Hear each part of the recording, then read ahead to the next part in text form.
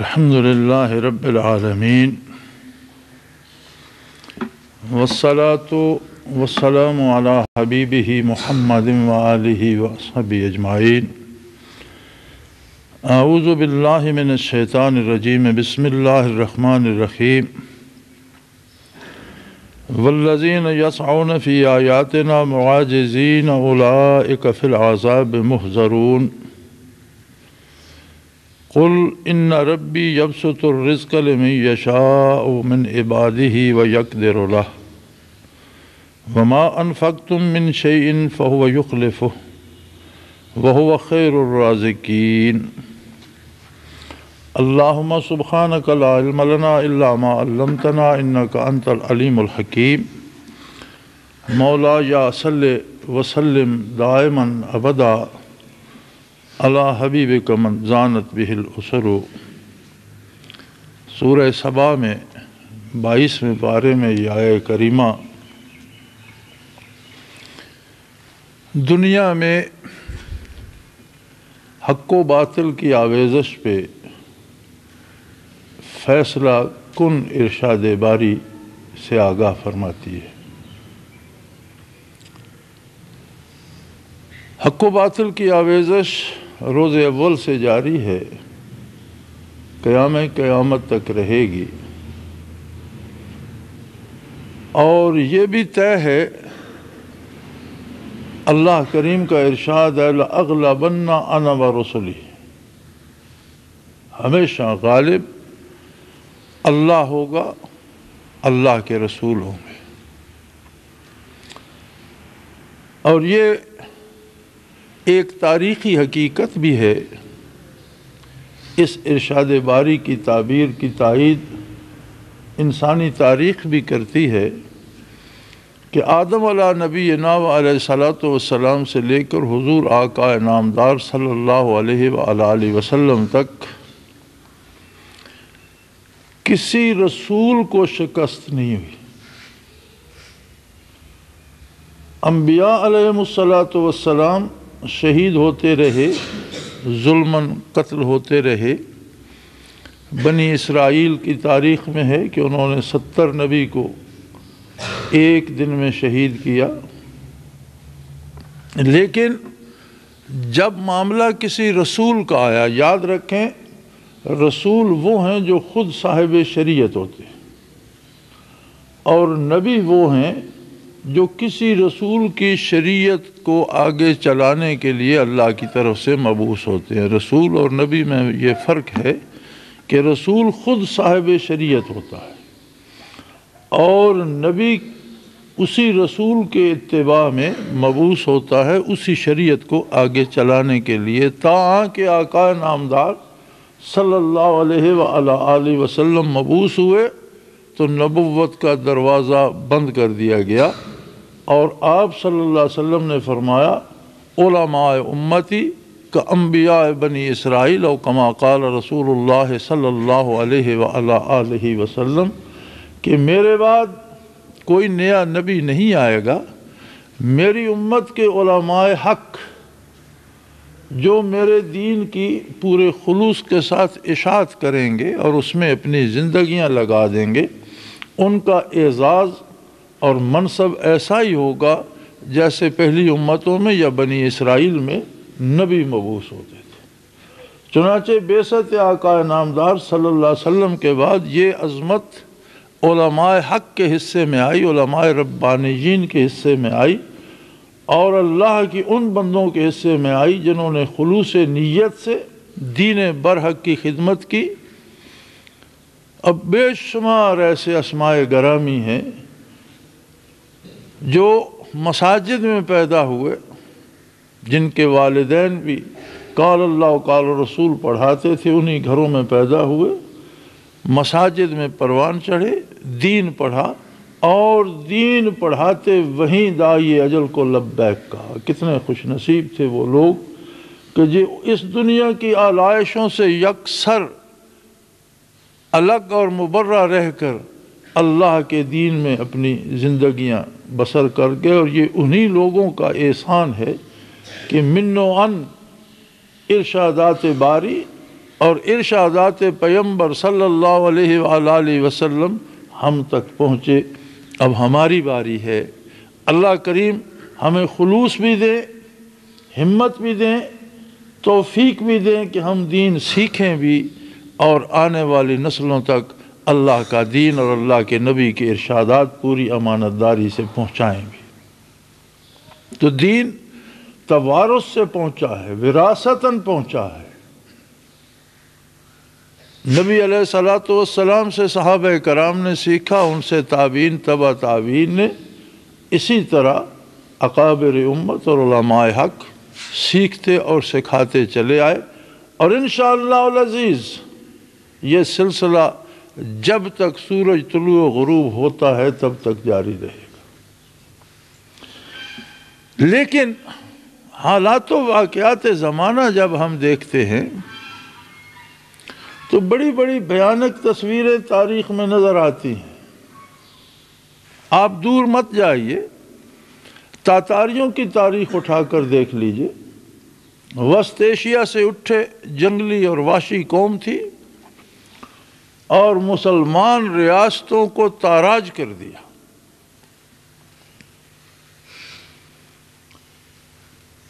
کم و بیش بعض نے 122 لکھا ہے اور بعض نے 142 لکھا ہے۔ ایسے علماء حق تھے جن کے مریدوں کے حلقے لاکھوں تک وسیع تھے، اور جو اللہ کے دین کی اشاعت کرتے تھے، جو تاتاریوں کے دربار میں پا بجولاں شہید کیے گئے، جو لڑائیوں میں شہید ہوئے، شہروں کی تباہی میں تباہ ہوئے۔ بغداد ایک ایسا شہر تھا جو علم کا سمندر تھا، اور بڑی بڑی لائبریریاں تھیں۔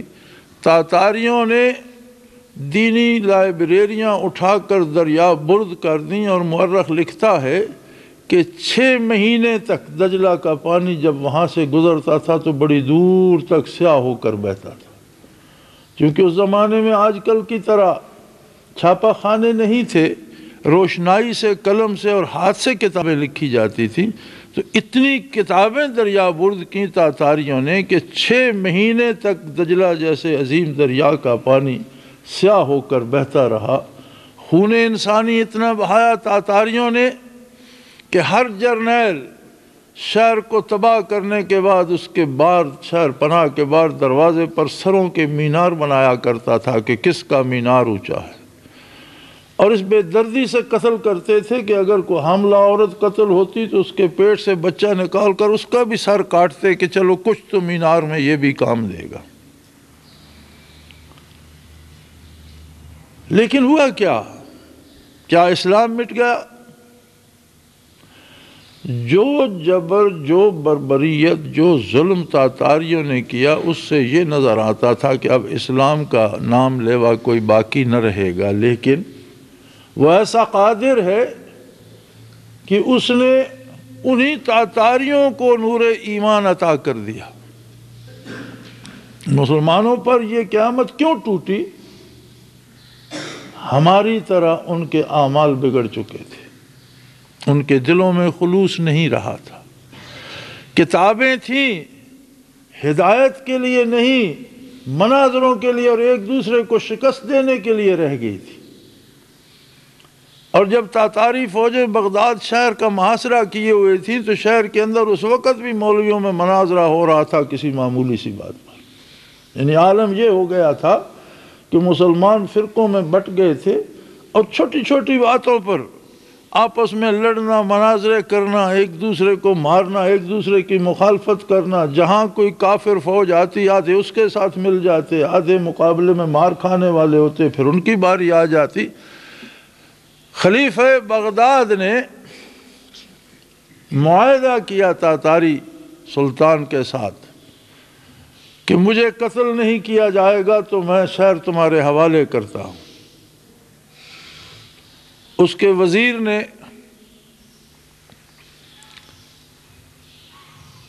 ساز باز کی اور تاتاریوں کو شہر کا راستہ بتایا، اور بادشاہ سے بے وفائی کی، اسے انہوں نے لالچ دیا تمہیں سلطان بنا دیں گے۔ لیکن جب شہر فتح ہو گیا، سلطان کو تاتاری دربار میں لایا گیا تو تاتاری سلطان نے حکم دیا کہ اسے قتل تو نہیں کرنا، اسے کسی دری میں لپیٹ دو اور لاتیں مار مار کر اسے اتنا مارو کہ یہ مر جائے، چونکہ اسے ہم نے تلوار سے قتل نہیں کرنا، اس سے وعدہ کیا ہوا۔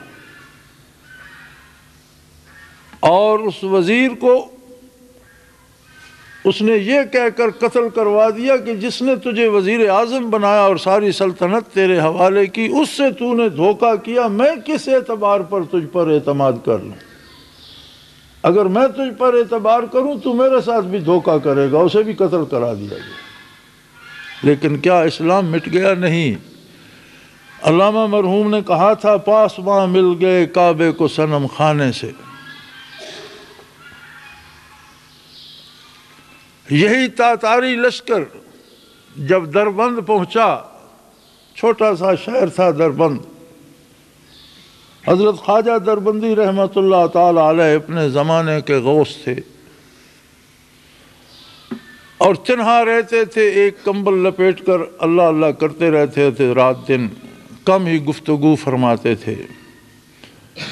لوگ حاجات لے کر جاتے تو آپ کوئی سا کاغذ جو اخبار کا تراشا یا کسی ڈبیا کا ٹکڑا یا کوئی پرزہ جو نظر آتا وہ اٹھا کر دے دیتے، یہ پہن لو، یہ پی لو، یہی تعویذ ہے، اور اسی سے اللہ شفا دے دیتے تھے۔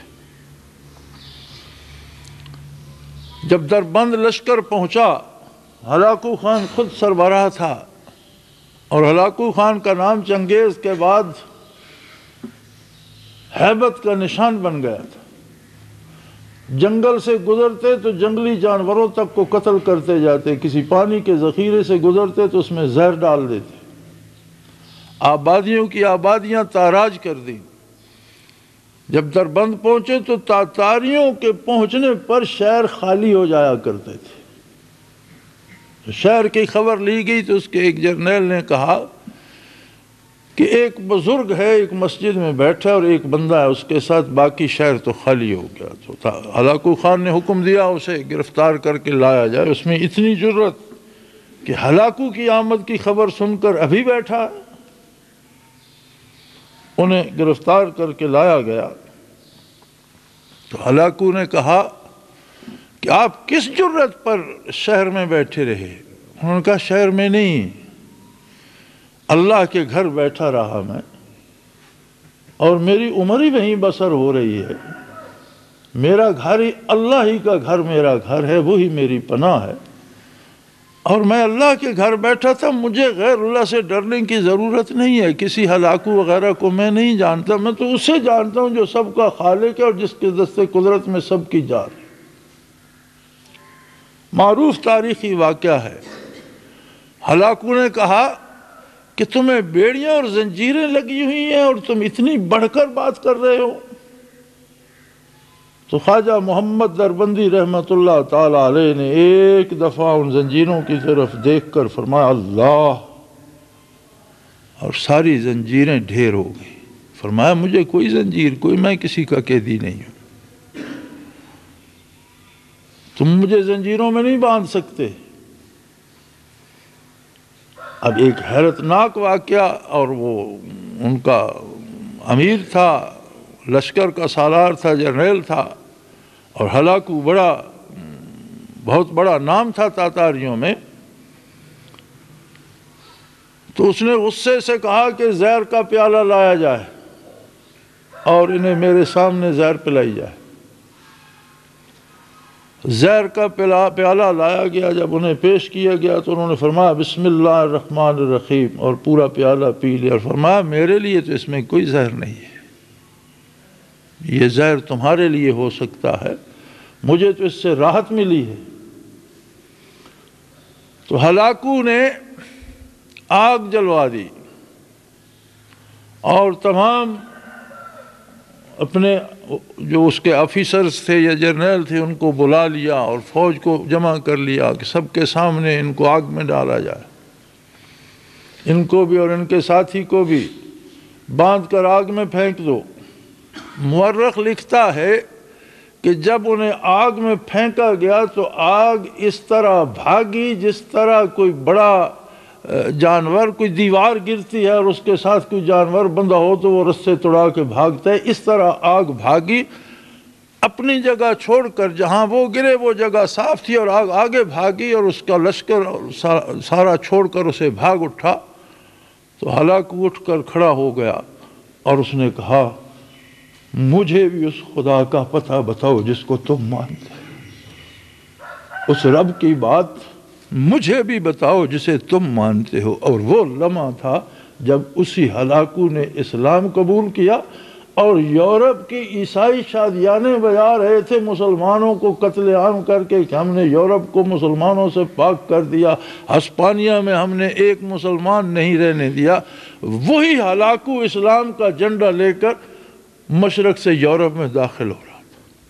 اور اسی بات پر علامہ مرحوم نے کہا پاسباں مل گئے کعبے کو صنم خانے سے، کہ ویسا قادر ہے کہ بتوں کے پجاریوں کو کعبے کا رکھوالا بنا دیا۔ مسلمانوں نے وفا نہ کی دین سے، اللہ کے پیغمبر سے، اللہ کی کتاب سے، اس کی سزا پائی۔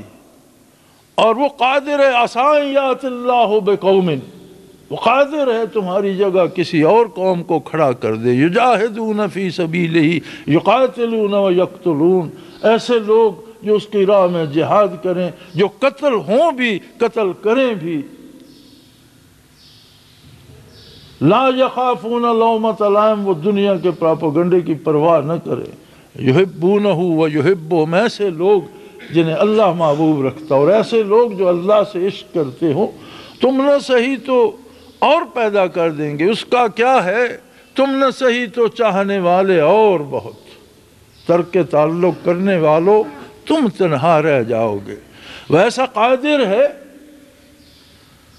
کہ اسلام باقی رہے گا، اسلام کو شکست نہیں ہوگی، اس لیے کہ امام الرسل کا لایا ہوا دین ہے، اور کسی رسول کو شکست نہیں ہوئی۔ لَأَغْلَبَنَّ أَنَا وَرُسُلِي، انبیاء شہید ہوتے رہے لیکن رسول جب بھی مبعوث ہوا ہمیشہ رسول آتے رہا۔ نوح علیہ السلام رسول تھے، ساری دنیا ان کے خلاف ہو گئی، 950 سال میں کسی نے بات نہ مانی، 80 کے قریب مرد و زن کشتی میں سوار تھے۔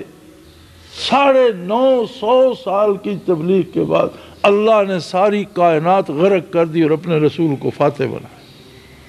موسیٰ علیہ السلام کے ساتھ ایک ان کے بھائی تھے ہارون علیہ السلام، اور فرعون کی کتنی بڑی طاقت تھی، تباہ فرعون ہوا، موسیٰ علیہ السلام کو شہید نہیں کر سکا۔ لَأَغْلَبَنَّ أَنَا وَرُسُلِي، یہ طے شدہ بات ہے، اللہ غالب رہے گا، اللہ کا رسول غالب رہے گا، اور محمد الرسول اللہ تو رسولوں کے بھی رسول ہے، امام الرسل ہے۔ نہ کبھی آپ صلی اللہ علیہ وسلم کو شکست ہوگی، نہ آپ کے دین کو شکست ہوگی۔ ہاں یہ آندیاں جو اٹھتی ہیں یہ ہماری بے وفائی ہے، یہ جو آندیاں اٹھتی ہیں یہ اس نفاق کا اثر ہے جو ہم اسلام کے نام پر اپنے سینوں میں دبائے پھرتے ہیں۔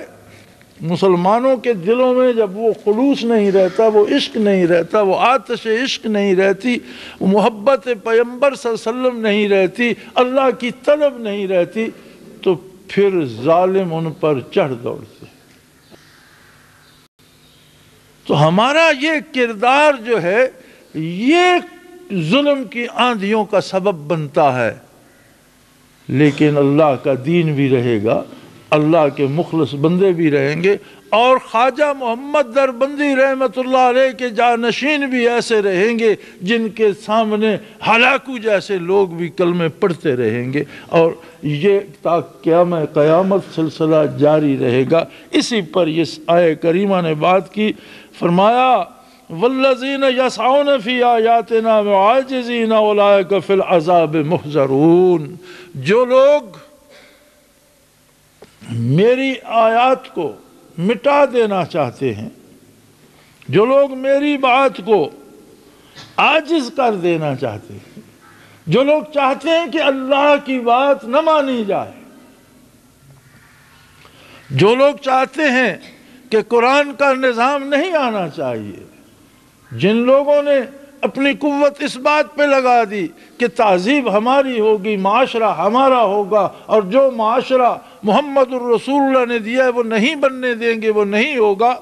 اللہ کریم فرماتے ہیں اولئک فی العذاب محضرون، وہ محض اپنے لیے عذاب جمع کر رہے ہیں، وہ ایسا کر نہیں سکیں گے،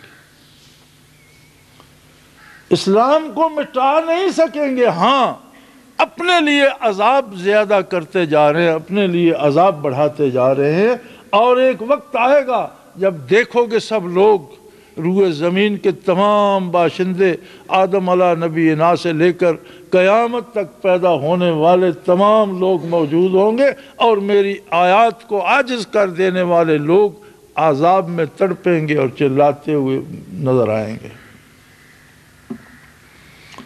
اب رہی یہ بات کہ ان کے پاس جی وسائل بڑے ہیں، ان کے پاس بڑی ٹیکنالوجی ہے، ان کے پاس بڑی دولت ہے، فرمایا کسی نے دولت اللہ سے چھین کر نہیں لی، کوئی اس کی بارگاہ سے زبردستی اپنے لیے حاصل نہیں کر سکا۔ انہیں فرما دیجئے میرے حبیب ان ربی یبسط الرزق لمن یشاء من عبادہ، اپنے بندوں میں سے جسے چاہتا ہے اسے رزق فالتو عطا، بہت سا رزق عطا کر، دروازے کھول دیتا ہے دولت کے۔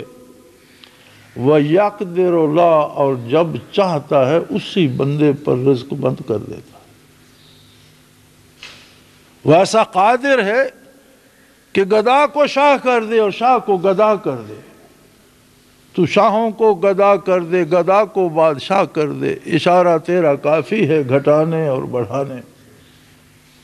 یہ سب اس کا اپنا ایک ترتیب دیا ہوا نظام ہے، اور وہ خوب جانتا ہے کہ کس کے پاس کیا وسائل ہیں، کس کے پاس کتنا رزق ہے، کس کے پاس کیا ٹیکنالوجی ہے، اور کس کی قوت کتنی ہے۔ لیکن وہ ایسا قادر ہے، کم من فئۃ قلیلۃ غلبت فئۃ کثیرۃ باذن اللہ۔ تاریخ انسانی اٹھا کے دیکھو، کتنی مٹھی بھر جماعتوں کو بڑے بڑے لشکروں پر اللہ نے فتح دے دی۔ وسائل اس طرف تھے، افرادی قوت اس طرف تھی، ٹیکنالوجی اس طرف تھی، ادھر افراد بھی تھوڑے تھے، ٹیکنالوجی بھی تھوڑی تھی، اسلحہ بھی تھوڑا تھا، لیکن فتح کم من فئۃ قلیلہ، کتنی تھوڑی تھوڑی جماعتوں کو، غلبت فئۃ کثیرہ، کتنے کتنے بڑے لشکروں پر فتح دی، باذن اللہ، اللہ کے حکم سے۔ آئندہ بھی ایسا ہی ہوگا، شکست کفر کا مقدر ہے۔ سو فرمایا یہ کوئی بات نہیں ہے کہ کس کے پاس وسائل زیادہ ہیں، ہاں سوچنے کی یہ بات ہے، سمجھنے کی یہ بات ہے، وَمَا أَنفَقْتُم مِّن شَيْءٍ فَهُوَ يُخْلِفُهُ، جو کوشش، جو سرمایہ، جو بات، جو کام تم اللہ کی رضا کے لیے کرو گے وہ ضائع نہ جائے گا، اس کا اجر تمہیں دیا جائے گا۔ تم اس بات کو چھوڑ دو کہ کس طرف وسائل کتنے ہیں، یہ دیکھو کہ اللہ کس طرف ہے اور اس کے لیے تم کیا کر رہے ہو۔ ہماری ایک عجیب عادت ہے، ہم دنیا کے حالات پہ تبصرہ کرتے ہیں، دنیا کی غیر مسلم طاقتوں کی قوت پہ تبصرہ کرتے ہیں، ان کی فوجی برتری پہ تبصرہ، وہ اللہ کریم فرماتے ہیں ان باتوں سے تمہارا کوئی تعلق نہیں ہے، تمہیں دیکھنا یہ ہے کہ تمہارے پاس کیا وسائل ہیں۔ جان تو ہے تمہارے پاس، مال ہے تمہارے پاس، علم ہے تمہارے پاس، طاقت ہے، حکومت، تمہارے پاس کیا ہے؟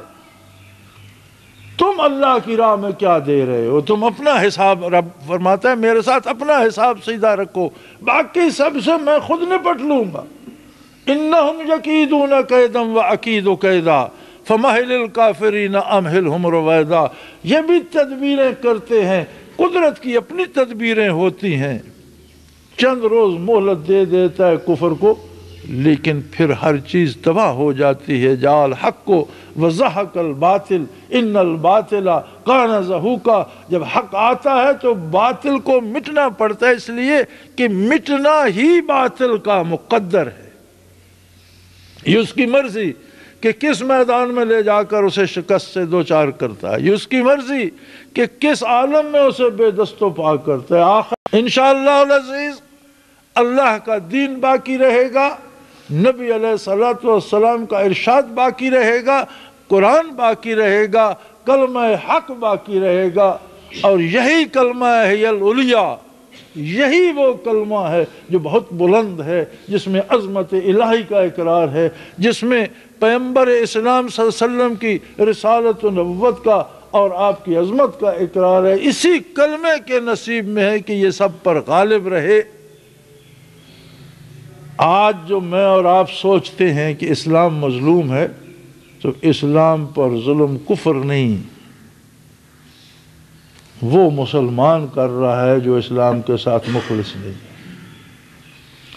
آج اسلام پر ظلم وہ مسلمان کر رہا ہے جو اسلام کے نام پہ چوری کرتا ہے، وہ مسلمان کر رہا ہے جو اسلام کے نام پہ دھوکہ دیتا ہے، وہ مسلمان اسلام پر ظلم کر رہا ہے جو اسلام کے نام پر منافقت کرتا ہے اور دنیاوی مفاد کے لیے بک جاتا ہے، چند ٹکوں کے لیے بک جاتا ہے، تھوڑی سی عزت کے لیے بک جاتا ہے، تھوڑی سی شہرت کے لیے بک جاتا ہے، حکومت میں شریک ہونے کے لیے بک جاتا ہے۔ کیسی عجیب بات ہے کہ کیسے کیسے لوگ اس طرح بکتے ہیں جس طرح قربانی پر جانور بیچے جاتے ہیں۔ یہ کردار جو ہے آج کے مسلمان کا، یہ سبب بن رہا ہے ظلم کے بڑھنے کا اور کفر کی آندھیوں کو بڑھانے کا۔ لیکن یاد رکھو، اگر ساری اسلامی ریاستیں بھاگ گئی تو اللہ کا ایک بندہ تو بیٹھا رہا، خواجہ محمد دربندی رحمۃ اللہ تعالی علیہ۔ اسے کسی بڑی فوج کی ضرورت نہیں ہے۔ اگر خدا نہ خواستہ ہم سب بھی ساتھ چھوڑ دیں گے، پھر بھی کوئی بندہ تو اس کا ایسا ہوگا جو حق کا علم بلند کیے اس کی ذات کے بھروسے پر بیٹھا رہے گا اور کفر کے لیے چیلنج بنا رہے گا، اور شاید خوش نصیب ہوگی وہ قوم جسے اس کے طفیل ایمان نصیب ہو جائے گا، اس لیے کہ اسلام کو رہنا ہے، قرآن کو رہنا ہے، دین برحق کو رہنا ہے، اور غلبہ محمد الرسول اللہ کے لیے اور آپ کے دین کے لیے ہے، اور طے شدہ بات ہے لَأَغْلَبَنَّ أَنَا وَرُسُلِي، میں غالب رہوں گا، میرے سارے رسول غالب رہیں گے، اور ہر رسول فاتح رہا، کسی رسول کو تاریخ میں شکست نہیں۔ حالات تو اس سے بھی بدتر ہوتے رہے۔ حالات نے تو آقا نامدار صلی اللہ علیہ وسلم کو اور آپ کے جانثاروں سمیت شیب ابو طالب میں بند کر دیا اور مقاطعہ کر دیا قوم نے کہ کوئی انہیں پانی کا قطرہ بھی نہ دے اور دانے کھانے کا بھی کوئی ایک دانہ بھی نہ دے۔ لیکن مٹا کون؟ کفر مٹ گیا اور حق غالب آیا۔ فتح محمد الرسول اللہ کے قدم چومتی تھی، فتح آپ کے غلاموں کے قدم چومتی تھی، اور جن گھوڑوں پر دوڑا دوڑا کر لوگوں نے غلبہ اسلام کے لیے جہاد کیا، اللہ کو اتنے پیارے تھے کہ ان گھوڑوں کے سموں کی قسمیں کھائی رب العالمین نے۔ سوار تو سوار رہے، قرآن حکیم میں ان گھوڑوں کے سموں اور ان سے اڑتی ہوئی چنگاریوں کو غلبہ اسلام پر گواہ قرار دیا رب العالمین نے، کہ میں ان گھوڑوں کی قسم سے مراد ہوتا ہے کہ جس کی قسم کھائی جائے اسے گواہ بنایا جاتا ہے۔ فرمایا میرے ان مجاہدوں کے گھوڑوں کی سموں سے اڑتی ہوئی چنگاریاں بھی اس بات پہ شاہد ہیں کہ اللہ کا دین غالب رہے گا، اللہ کے بندے غالب رہیں گے، اور غلبہ ان کے لیے ہے جو اللہ پر بھروسہ کریں گے اور محمد الرسول اللہ کی غلامی کا حق ادا کریں گے۔ لیکن بات بڑی پتے کی، قرآن کریم کی ہر بات پتے کی ہوتی ہے، اور حق یہ ہے کہ قرآن کی کوئی ایک آیت نازل کر دی جاتی اور باقی سارا قرآن نازل نہ ہوتا تو پوری انسانی زندگی کے لیے وہ ایک آیت کافی تھی۔ ہر آیت میں پوری انسانی زندگی کا مفہوم بیان ہو جاتا ہے۔ یہ اعجاز ہے قرآن کا۔ پھر اتنا قرآن اس نے کیوں نازل فرمایا؟ یہ اس کا احسان ہے کہ اس نے مشت غبار کو اپنے کلام سے آشنا کر دیا، اور اتنا کم و بیش 6500 آیات نازل فرما دی۔ لیکن بدنصیبی دیکھیے کہ جس قرآن کی ایک آیت زندگی کا نظام ترتیب دینے کے لیے کافی ہے، اس کی 6666 آیتیں ہم پر اثر نہیں کر پا رہے۔ کیسی عجیب بات۔ حضرت موسیٰ علیہ نبینا علیہ الصلوۃ والسلام سے جب سوال کیا گیا ما تلک بیمینک یا موسیٰ، طور پر سوال ہوا، اللہ کریم نے پوچھا موسیٰ یہ تمہارے دائیں ہاتھ میں کیا ہے؟ جواباً عرض کیا ہے یہ عصای اتوکا علیہا واحش بہا علی غنمی ولی فیہا معارب اخری، یہ میرا عصا ہے، میں اس پر ٹیک بھی لگاتا ہوں، اس سے اپنی بکریاں بھی چراتا ہوں، اور بہت سے دوسرے اس کے مفادات اور فائدے گن دیے۔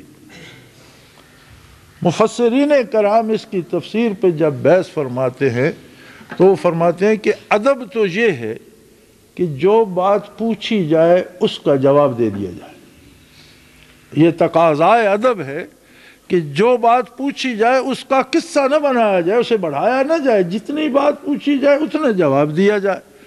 اور نبی تو ادب سکھانے والے ہوتے ہیں، نبی کی جوتیوں کے طفیل لوگوں کو اور ان کی خاک پاک کے طفیل لوگوں کو ادب نصیب ہوتا ہے، اور یہ اولی العزم رسول ہیں موسیٰ علیہ نبینا علیہ الصلوۃ والسلام۔ سوال ہوا ما تلک بیمینک یا موسیٰ، تمہارے دائیں ہاتھ میں کیا ہے موسیٰ؟ جواب تھا یہ عصا، میرا عصا ہے، بات ختم ہو گئی۔ پھر اتنی لمبی انہوں نے کیوں کی؟ تو وہاں علماء لکھتے ہیں بیک لفظ تمام گفتن تمنائے جہانیرا، بیک لفظ تمام گفتن تمنائے جہاں، پوری دنیا کی بات ایک لفظ میں ختم ہو جاتی ہے، آپ ہاں کہہ دو یا نہ کہہ دو بات ختم ہو جاتی ہے۔ دنیا کی کوئی ایسی بات نہیں ہے جو ایک لفظ پر ختم نہ کی جا سکتی ہو، یا ہاں کہہ دو یا نہ، ایک لفظ ہاں کہہ دو بات ختم ہو گئی، نہ کہہ دو بات ختم ہو۔ لیکن فرمایا من از بہر حضوری طول دادم داستان رہا، مجھے تو آپ سے شرف ہم کلامی نے وہ لذت بخشی کہ میں اسے قائم رکھنے کے لیے بات کو بڑھاتا چلا گیا۔ فرماتے لذت ہم کلامی نے موسیٰ کو مجبور کر دیا کہ وہ بات کو بڑھاتے چلے گئے کہ بات اللہ سے ہو رہی تھی۔ تو قرآن کریم کی اتنی آیات مبارکہ یہ محض اس کا احسان ہے کہ لذت حضوری عطا کر دی اس نے۔ حضور فرماتے ہیں صلی اللہ علیہ وسلم کہ جب قرآن پڑھو تو اس انداز سے نہ پڑھا کرو کہ اللہ کی کتاب اور بندوں کے لیے آئی ہے، یہ انداز قرآن پڑھنے کا نہیں ہے۔ اس انداز سے پڑھو کہ میرا رب میرے ساتھ بات کر رہا ہے، وہ تمہیں مخاطب کرے گا، تمہیں کہے گا یہ کرو، تمہیں کہے گا یہ نہ کرو، تمہیں کہے گا آؤ میں تمہیں فلانی قوم کا قصہ سناتا ہوں، آؤ میں تمہیں لوگوں کے حالات بتاتا ہوں، آؤ میں تمہیں دنیا کی بات بتاتا ہوں، آؤ میں تمہیں آخرت کی بات بتاتا ہوں، آؤ میں تمہیں کاروبار کا سلیقہ سکھاتا ہوں، آؤ میں تمہیں لوگوں کے ساتھ تعلقات۔ اللہ ارشاد فرما رہے اور تم سن رہے ہو۔ فرمایا قرآن جب بھی کھولو اس طرح پڑھو کہ میرا رب مجھ سے بات کر۔ ہم قرآن پڑھتے ہیں لوگوں کے لیے، فرمایا لوگوں کے لیے نہیں، جسے تلاوت نصیب ہوتی ہے وہ خود اس انداز سے پڑھے کہ میرا رب میرے ساتھ بات کر۔ اور یہ اس کا کرم ہے کہ اس نے اتنی عظیم کتاب ہم جیسے ناکارہ لوگوں تک پہنچا دی کہ مجھ سے بات تو کرو۔ اب ہم کیسے لوگ ہیں، ہم پر اللہ کی بات اثر نہیں کرتی۔ ہم کیسے لوگ ہیں کہ ہم نے اسے ریشمی غلافوں میں لپیٹ کر طاقوں میں سجا دیا اور الماریوں میں رکھ دیا۔ ہم کیسے لوگ ہیں کہ جھوٹ بولنا ہو تو اس کی قسمیں اٹھاتے ہیں۔ ہم کیسے لوگ ہیں، یہ کیا چیز کسی نے اسے جنتر منتر سمجھ لیا، کسی نے اسے تعویذ کی کتاب بنا لیا، کسی نے اسے ذریعہ روزگار بنا لیا۔ ارے یہ تو رب العالمین کلام فرما رہا ہے اپنے ہر اس بندے سے جو اس کی کتاب کھول کر پڑھنے بیٹھتا ہے، اور اسی کو بتا رہا ہے گھبراؤ نہیں۔ اگر کفر کے پاس دولت زیادہ ہے تو اسے میں نے دی ہے، وہ مجھ سے چھین کر نہیں لے گیا، میں نے دی ہے، اور جب میں چاہوں گا ساری دولت سلب کر لوں گا اور اسے بھوکا اور مفلس اور گداگر بنا دوں گا۔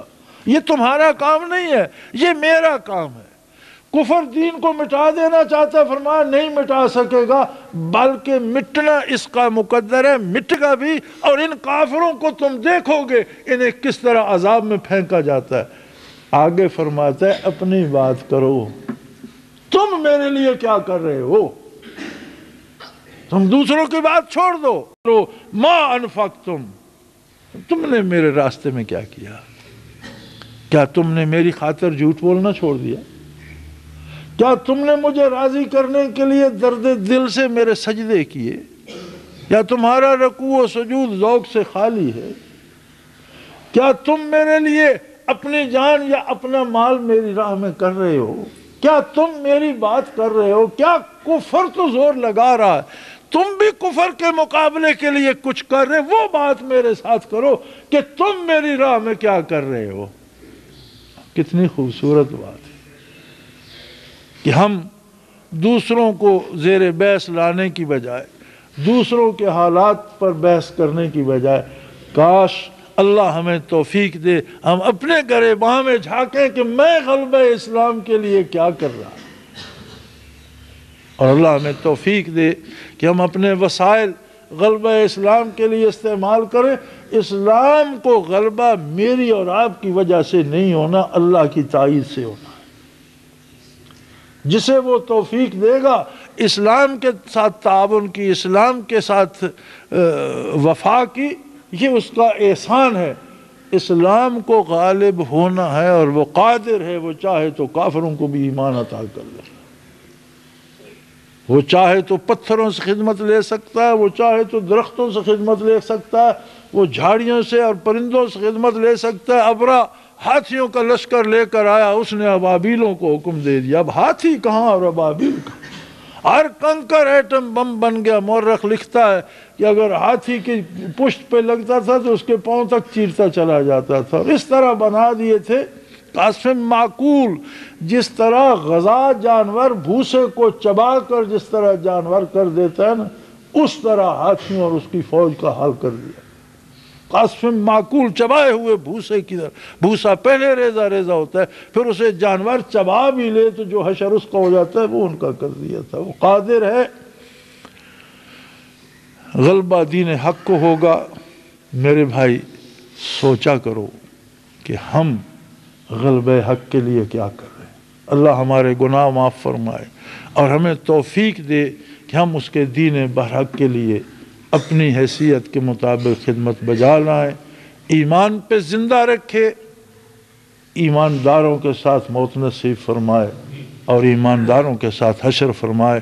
وآخر دعوانا الحمدللہ رب العالمین۔